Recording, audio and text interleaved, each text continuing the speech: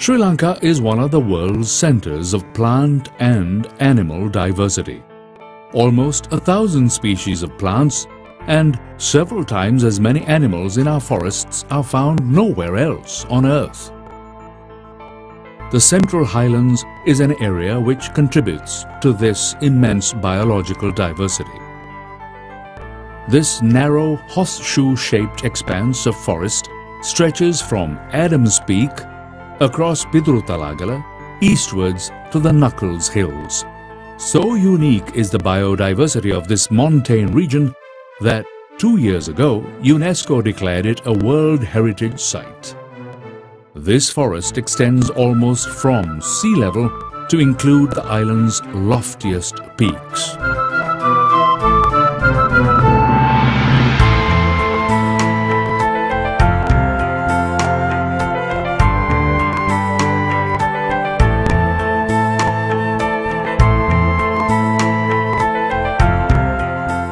Although it is not as famous as Singharaja, the Central Highlands are much more popular among Sri Lankans for 2 reasons.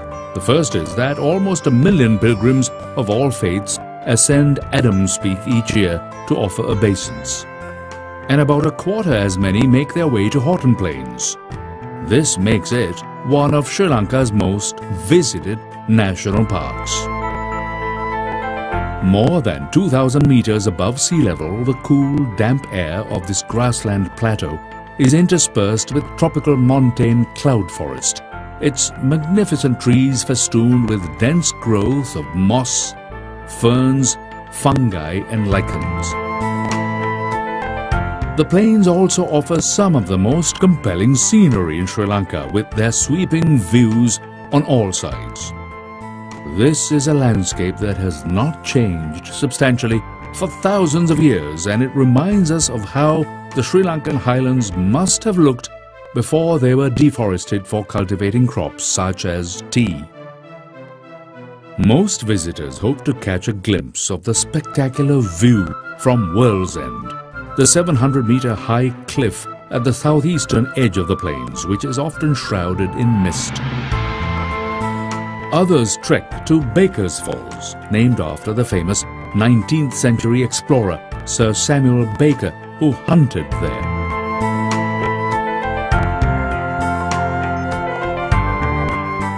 Others visit the plains to watch birds.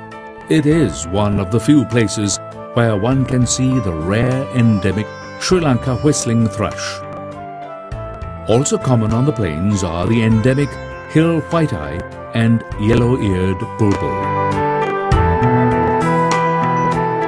The recent history of the plains commenced with their discovery by Europeans in 1834, following which they were named for the then governor, Sir Robert Wilmot Horton, who incidentally was also the founder of Royal College, Colombo. It was not long before scientists too began exploring the region more systematically.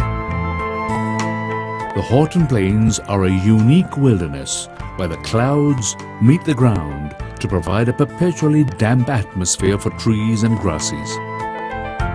Also conspicuous on the plains are the bright crimson blossoms of the rhododendron, noted also by Ibn Battuta on his ascent of Adams Peak 650 years ago.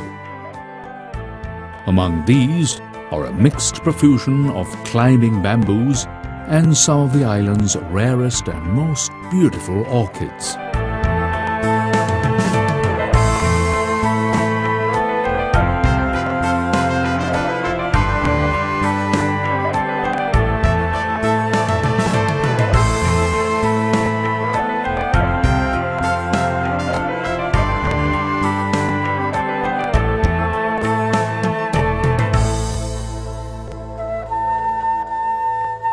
But it is not just the large and colorful plants that make Horton Plains so fascinating to botanists.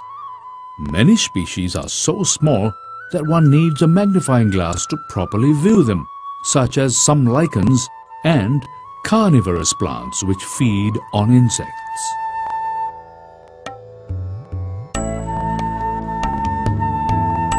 It's not just flora which abound. the plains have a diversity of rare and endangered fauna and other species. Minute freshwater shrimp, crabs, snails, and small mammals. Others, such as the endemic mice and shrew, are so rare that few people have seen them. These include the endemic pygmy shrew, which, at just 2 grams, is one of the world's smallest mammals. Also from these parts is one of the world's rarest primates, the beautiful Highland loris, which was rediscovered recently after almost 80 years. 2 other primates too can be seen here, the Highland macaque and the bear monkey, whose whooping calls echo across the plains each morning.